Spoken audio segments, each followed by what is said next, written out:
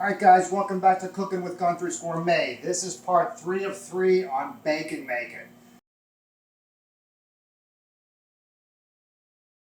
Go back 2 days, 2 videos ago, we did the belly, we cleaned it, we cured it. The second video, we smoked it. We sliced it. You can see we've got 2 different kinds. We've got our breakfast bacon, Mark's bacon as we call it, because our friend Mark gave us a recipe. And then we have my bacon, which is a little bit more savory. Again, you have to go back and look at the other 2 videos to find out how we got to this point.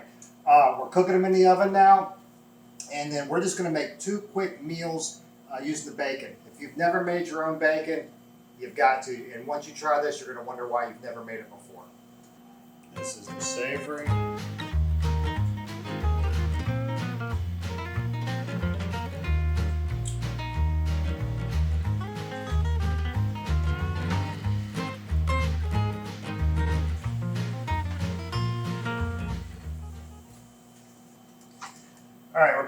Alright, we're back. So the bacon's almost done.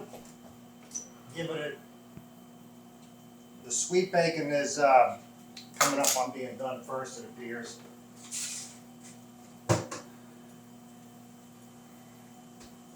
That looks fantastic. You will note it bleeds a lot of fat.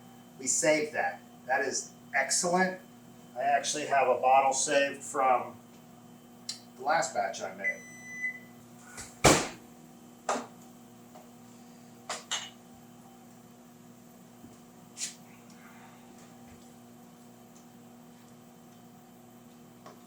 This one's going to need a little bit longer. Alright, so the savory bacon wasn't quite done yet, so what we're going to do is knock out a quick little breakfast with using our sweeter bacon. I call it the breakfast bacon. It's just sitting here on a little bit of a towel, absorbing some of the grease. So what we have is 2 eggs, whipped, got a little bit of feta, a little bit of spinach that I sauteed off. I picked it, sauteed off. I seasoned it. Not a lot of salt because of this feta is salty. And then we have a little bit of clarified butter. Hopefully this will work. The clarified butter doesn't have any milk solids in it. So hopefully we won't get any brown spots on it. But we'll just make a quick omelet, throw together a quick dish for you. Alright. It's well whipped eggs. I have a little bit of salt in there, a little bit of white pepper. I want the white pepper and not the black pepper so we don't get specks in it.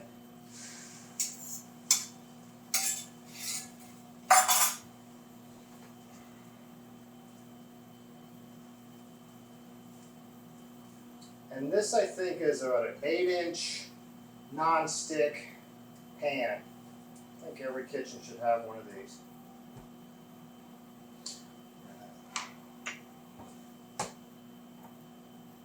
Got a little bit of that spinach in there. A little bit of feta. Let's do a little bit more than a little bit of feta. We like feta. Alright, so what we want to do is just fold it over. Get a beautiful omelet.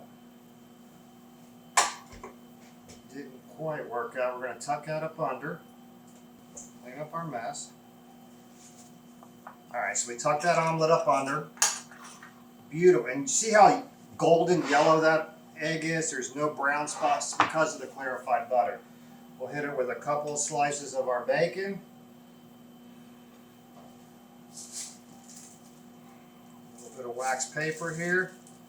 What we're going to do is we have a little bit of raspberry jelly, a little bit of butter that has been melon ball, and a biscuit.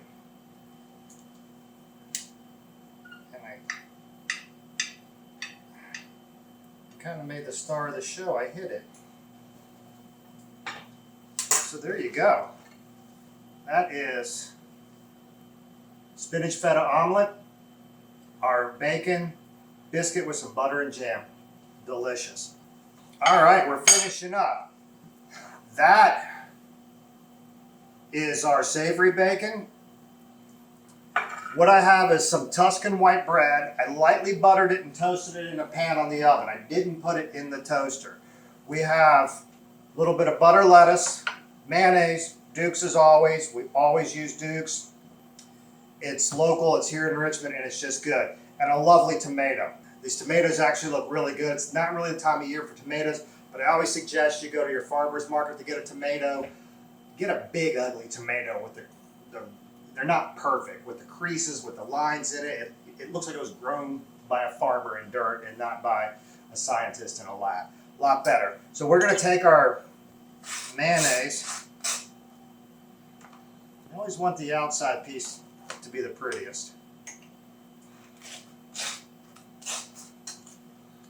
Duke's mayonnaise.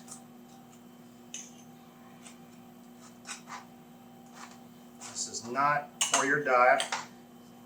Lovely butter lettuce. 2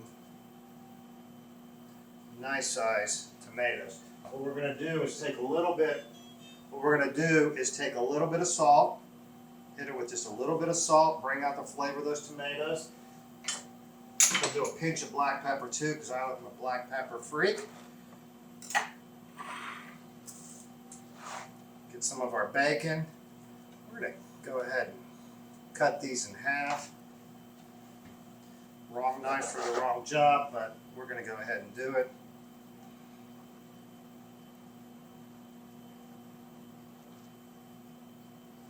Have it stick off the edge a little bit, so you know what you're eating. All right, look at that. That looks fantastic. I'm just going to put it over top. Serrated knife. Use the right knife for the right tool. You don't want to get a knife and jam it through there. You want the knife, nice long strokes. You want the knife to cut the fork. And don't push down too hard.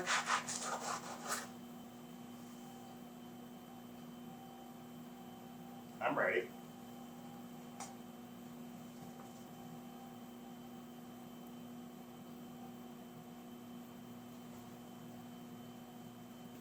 All right, that's our 3-part series on making bacon. It is long, it does take time. The recording of this, we're kind of at the tail end, hopefully, of a pandemic. You have time. You have time to plan. It takes 2 weeks to cure.